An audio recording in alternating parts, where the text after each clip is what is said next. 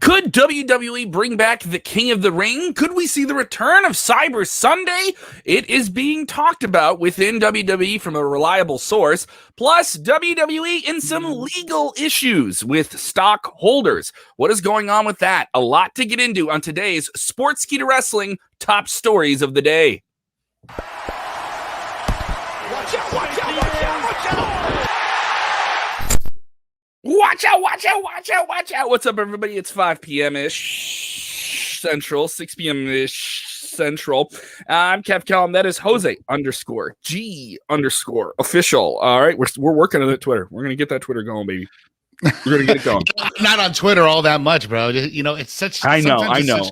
It's such a toxic place, so I kind of stay away from it. That's Instagram? Why. Is that your Instagram too? My Instagram and my Twitter are the same, so you're more of an IG. You're more of an IG guy, so I understand that. Okay. I'm definitely an IG guy. As I mentioned, plenty to get back to. Is WWE bringing back beloved past shows like King of the Ring? All right, we're going to talk about that within the next few minutes here. WWE and Vince McMahon having some legal issues. These are the things that come with being a billion-dollar company. Eventually, someone's going to try and sue you for some of that money. And also, is AEW teasing a new championship? What is going on? What are they teasing? We'll speculate. A lot to get into this. Also, want to remind you guys, we have coming up here on our channel later on tonight. We will premiere part of it, and we will roll out more of it before this weekend. We have an exclusive interview with Bobby Lashley, an exclusive interview with the WWE champion. Right now, the reigning, sitting top champion in all of professional wrestling. Sorry, guys. It's the WWE Championship. If you don't like it, that's the way it is. We'll talk to him. Our very own Rick Ochino got to talk to him. So Inside Cradle, that episode, 90 minutes. We go deep, digging into Hell in a Cell, digging all these different stories. If you like a good long watch with us, we do these shorter shows every day, but we do a big long one with the Inside Cradle. That'll drop later on tonight around 7 p.m. Central, 8 p.m. Eastern. So it's coming up. All right, so plenty to get into. Keep your eye on the channel for that. So let's get into this news here about WWE bringing back past concepts, themed shows, as WWE closer to being in front of live fans. This is a multi-tiered effort, I think, by the company to kind of reinvigorate people's interest. And this is coming from at WrestleVotes. The concepts that could be brought back include possibly Old School Raw, King of the Ring, Viewer's Choice, or Cyber Sunday, which I think would probably be better than when they originally did it. Yeah, absolutely. More people are more adept to the internet than they were at the time. You know, everyone had flip phones, I think, when they were doing Cyber Sunday beforehand. But a lot to get into. What do you think, Jose? Oh, I think this is great. And as always, our guy at WrestleVotes put out a tweet regarding this particular piece of news. And WrestleVotes is reporting that he is hearing that WWE is potentially looking at more themed live shows upon returning on the road. Looks like we're going to get everything that you mentioned earlier with Old School Raw, King of the Ring, Viewer's Choice, as late as 2021, later this year, or early next year. So this is exciting news. This also comes off the heels of a report that we did last month where they were talking about new stage setups, new stages on both shows, SmackDown and Raw. That's another piece of news that came out today that is confirmed that both shows are getting two different total brand new sets once they're back on touring. So this is great because I always enjoy watching the Old School Raws or even watching like a good King of the Ring tournament on Monday Night Raw like we had a few years ago. And give us a viewer's choice like a Cyber Sunday. I think that's great. Just having all those theme shows, I think it's good. It's good. It's entertaining. People chiming in here. If you're joining us, let us know what you think here. Obviously, I think the one that pops out the most there would be King of the Ring. King of the Ring, they haven't done it in a few years. The last one allowed King Corbin to become King of the Ring. He's been king ever since. Him and Shinsuke Nakamura warring over a crown. Nakamura was King of Strong Style. He was a self-crowned king prior to getting into WWE. And King of the Ring is a beloved thing from lifelong fans. I think some fans really love it. It's been debated about how much WWE itself likes tournaments, but they do them fairly well. I mean, their track record outside of King of the Ring is pretty strong. You had the Cruiserweight Classic, which you can watch on the network. The two Young Mae Young Classics have been really entertaining. I can enjoy these. They've done like the Gold Rush tournament. I remember they did one time. So It could be interesting, and every match would matter. But, you know, I also think there's some high expectations that haven't been met with past King of the Rings. Is it done in one night? Is it done over the course of a few weeks? Is this just done to make a handful of matches mean something over the course of a few weeks? Is it going to be a one-night event? Is it going to be on the network? Is it just going to be on television? How do you do it? There's a lot of questions there, specifically with King of the Ring on how you want to do it, because there's so many different moving pieces, and what would you get the most for? What would fans enjoy the most for? What would fans turn out the most for? I'm of the thought, one night, one tournament, one show. But I also understand why that may not work for WWE right now, because how does that make sense for a show that's 3 hours every week on Monday night, that's 2 hours every week on SmackDown? I could see it being spread out for the sake of just, we have so much programming we got to fill. Let's make these few weeks feel like King of the Ring. I understand that, but also as a fan, selfishly, I'd want one show on television to feel like a pay-per-view.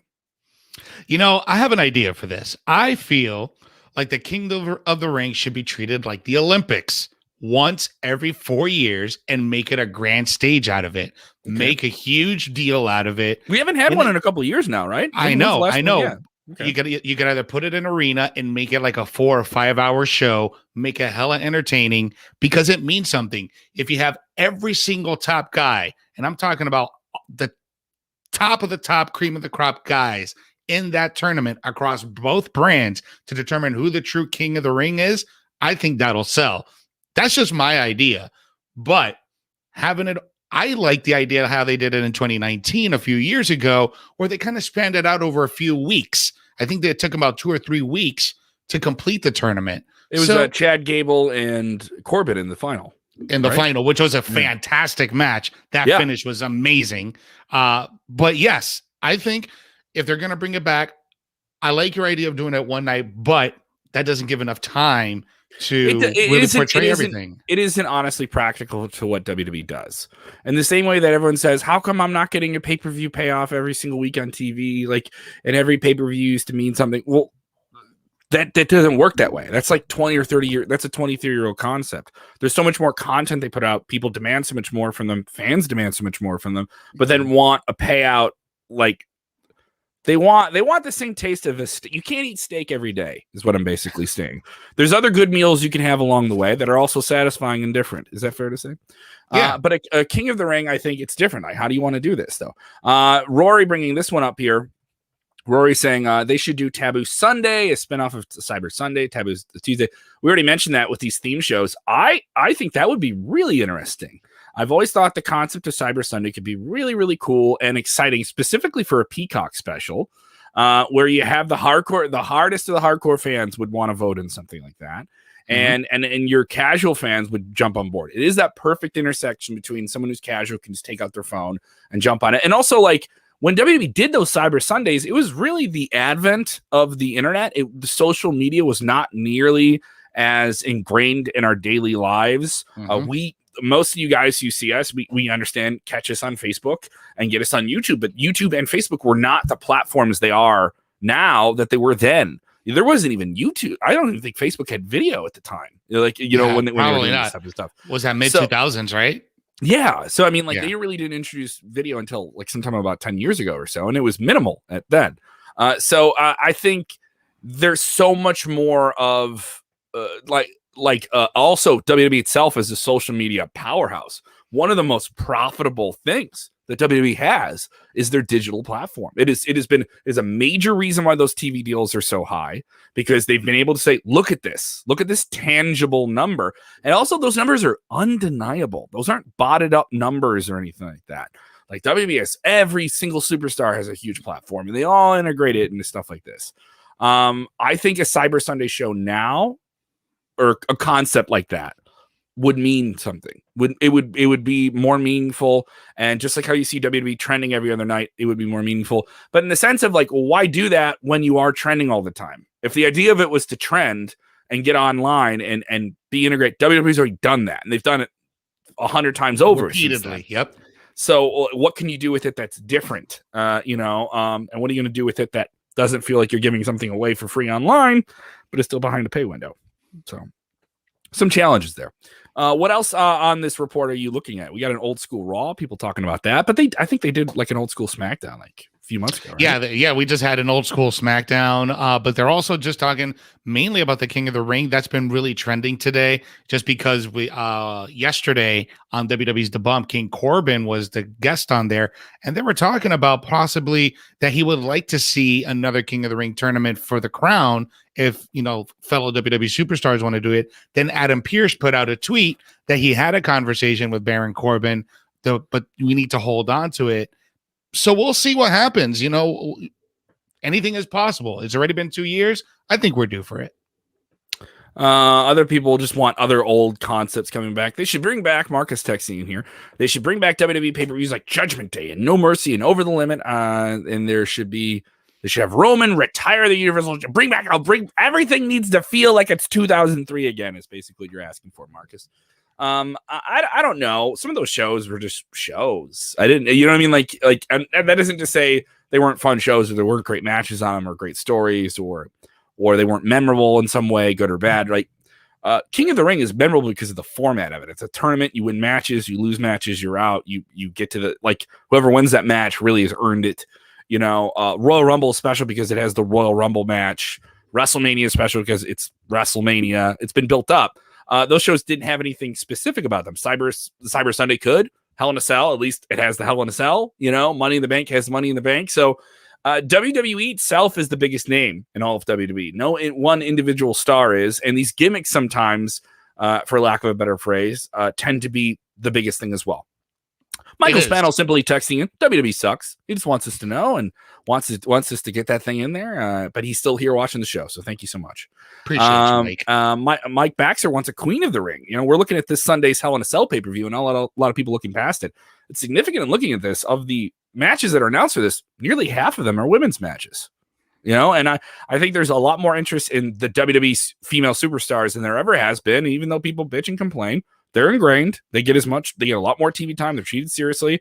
But we did have a Mae Young Classic, which I think is the women's King of the Ring. But that was more or less, let's introduce a bunch of new women who could be here for a little while or going to be here for the future. And so I'm okay with that idea. But if they were going to do that, I think they could do it. Queen of the Ring would make sense, but they have a lot of raw. The women have 2 titles. The women have tag belts. They have tag belts on NXT as well. I don't know. I think this is something for the deep mid roster of male talent. I think needs something. Corbin, Nakamura, Chad Gable, Otis, Cedric Alexander, Absolutely. Jeff Hardy. Those are a handful of names on both Raw and SmackDown. What you want to throw in NXT? We had somebody texting here, so why don't you throw NXT into the hump here? I would love that. If you really want to treat NXT seriously, have a handful of guys from there qualify and do a tournament. I think King of the Ring is the most entertaining of all these, and maybe some new, fresh concept or spin on a Cyber Sunday here. Armando texting and saying, themed television episodes seem cool. It won't feel too redundant and give standard episodes of Raw and SmackDown more significance. We won't have to wait for a pay-per-view to cap off smaller or less significant rivalries, and they can probably scrap a pay-per-view too to spread them out and make them more meaningful and more time to tell stories between pay-per-views. Well, here's the thing with pay-per-views. We say pay-per-views because we're conditioned to saying it, but they're specials. There's something that keep you on Peacock because you're going to get payoff with those. Those aren't going anywhere. Those are going to stay on Peacock. That is a part of a multi-billion-dollar deal. They're going to keep doing those. Those are the major reason that you watch a lot of stuff. As much as people say I get WWE Network because I want the library, you get it because you're going to get the pay-per-view every month. Yeah. You're going to get WrestleMania and stuff like that. I don't know. What do you think here, man? Well, I just honestly think that people are going to want to kind of clinch to those specials. And I think I'm one of those people that feel that if we're going to get a cool special in between shows, I think it's worth it. And bringing back all these different theme shows, such as the old school and the viewer's choice, it makes sense. I think it just makes perfect sense. And especially now that people have been cooped up in their house for the last year and a half, yes, people are going to want to see things like that. And also there's some people that we've seen this WWE announcing 25 shows. Some of them are moving well. Some of them are okay. Some of them are not okay. And, the bigger shows that are television shows in major markets are moving better. And some of the live events, not moving as well. And there is a sense of, I'm going to pick and choose. And when you have so much stuff, you're going to pick and choose. So if you give me something on TV that I can look forward to on a Monday at Raw that feels like a pay-per-view, I keep going back to that. they could just do these as pay-per-views. They could just do these as things on Peacock and the network. But I think this would be really, really smart to do for TV. And to do as you're going to be in front of live crowds and give you a reason to travel. I've seen a lot of wrestling in Chicago. Give me a reason to go to Indianapolis. Give me a reason to, what they're doing I heard Austin's pretty cool. They're gonna be in Texas. I'll go down to Austin. I'll have a good time. Go see King of the Ring on Monday night at Raw. That's a little bit cooler than just going to Monday Night Raw sometimes. I don't know. That's just my take here. Absolutely. A lot of people with different opinions about this. Go ahead and continue to tell us what you guys think here. Let's get into this WWE legal issue. What is it? They're $1 billion company and someone's suing them. What's the problem here? Yeah, man. So Fightful today is reporting that Vince McMahon and WWE are being sued for selling stock while failing to disclose a collapse of the Middle East deals. So if you guys remember, WWE had a huge deal with Saudi Arabia worth millions, almost billions of dollars, I would say. Mm-hmm. But what's happening is that the network that would broadcast their shows over there, Orbit Showcase Network in Riyadh, they no longer do sports broadcasting. And apparently WWE knew about this prior to their deal, and they misled their investors about the chances of finding a replacement deal once they are accused of misleading their people. They're accusing, yes. This is a legal thing, so you got to say that there. Yeah. So they're accused of doing this based on what they knew. And what they told Correct. Them. Okay, so you have some investors, or at least lawyers representing some WWE investors. Correct. Saying you knew this and you still wanted us to be on board, and this is a highly lucrative thing. Maybe you wanted us to keep our shares, right? I'm no legal expert, so it's just weird for me to analyze it. But I can say this as somebody who's worked in media and a media career for the past 20 years or so. 10 years. I was doing a lot of free work in college. Well, I mean, 10 years in media is pretty much 20 years. It may feel like 10 years. Is a lot of media companies get sued all the time, especially specifically if they're a publicly traded company. They get sued like this all the time because there's a lot more speculation on what's the value of what you're doing outside of ratings. Because a lot more, we've been in this gray period with media, and we talked about where WWE stands with ratings now, and how really doesn't social media mean more if you have, is it the quality of your viewership? So there's a lot of hearsay back and forth about what that is.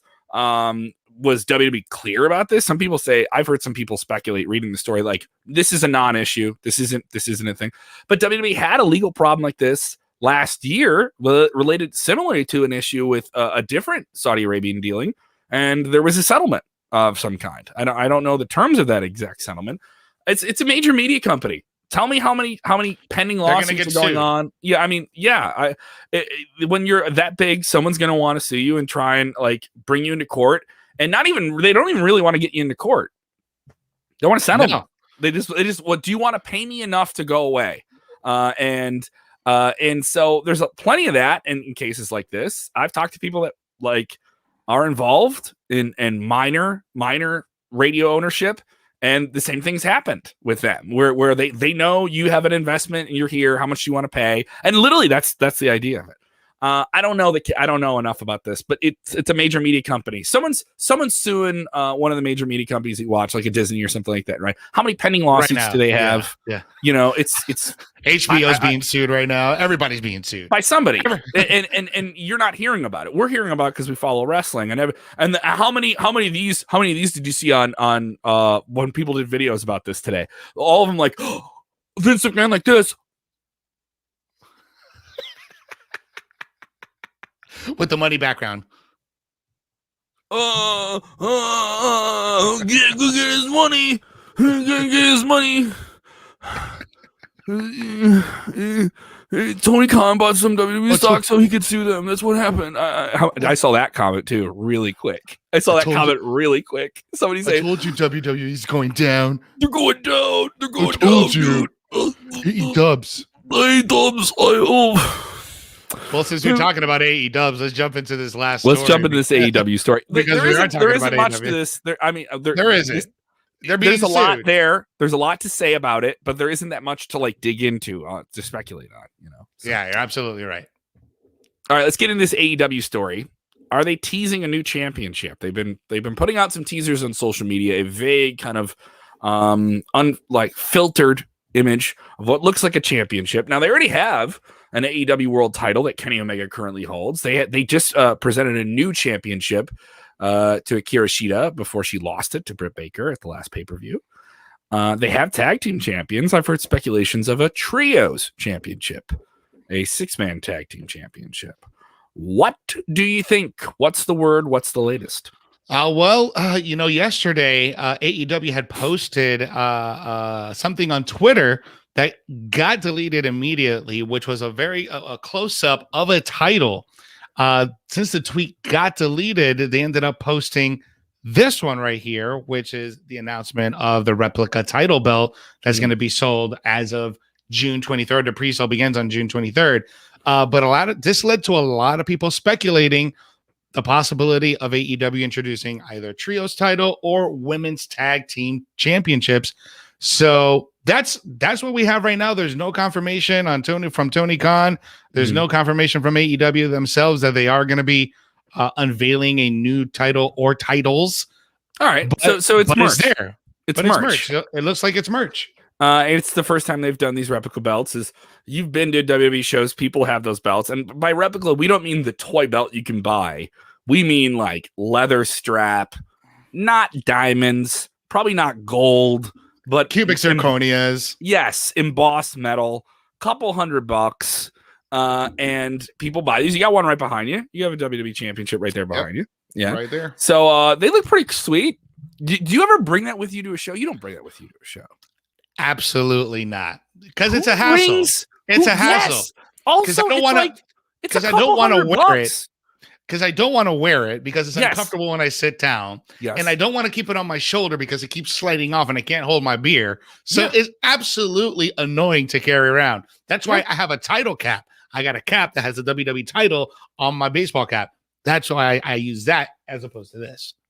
And that's there to dress a table. It looks cool on a table. It's part of the set. It's part of the studio. Yes, it's you have your guys over, people goof around, pose with it, right? You best believe right next to the AEW is going to be right over there. Oh, you're gonna get this other strap. Oh yeah, I'm gonna get that AEW strap. And also, if you ever want to talk about a nerdy crowd that wants to spend a couple hundo on something for themselves, or they got I've heard of people getting that as an engagement gift. The lady will get the guy that.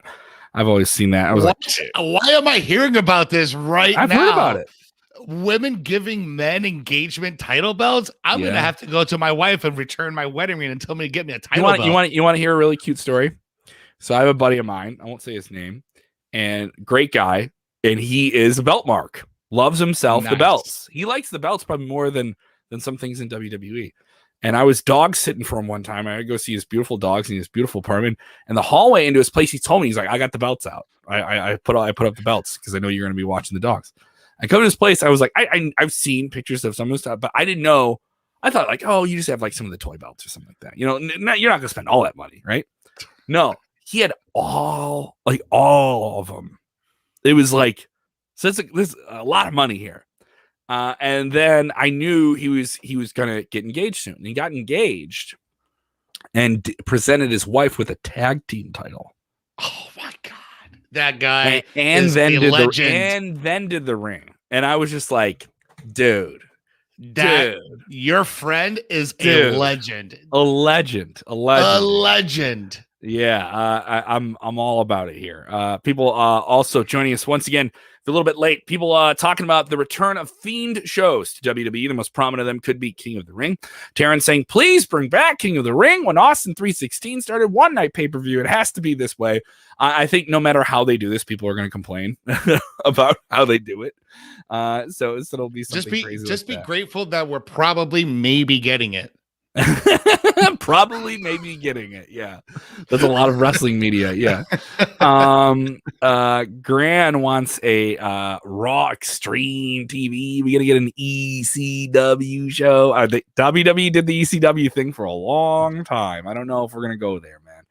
I don't know if we're gonna get that. I wouldn't mind. They did the one night stand show. Let that stand as its own. I've thought about doing a watch along of that because I think it's like a That's such a 17 great years? show, man. Yeah, man. That's Dude, such a great show. one of it's because it's so unique and it felt like, all right, this is a fun way because they did that in 05, and then when they did it again in 06 the next year, they relaunched ECW with it. It was really, really special. If you haven't seen that show, or you've only seen bits and pieces of it, or you're just a younger fan that's heard about it and you don't know ECW, watch some ECW. Watch the rise and fall of ECW. Great documentary. One of their better ones. One of their better ones. And then watch One Night Stand. And it'll be very, very satisfying for you, even if you're only exposed to it a little bit here. And, people just spouting off about other things they need to happen. There needs to be this, there needs to be that. But I'm interested in this. This is the right thing for WWE to do, especially as live fans are coming back.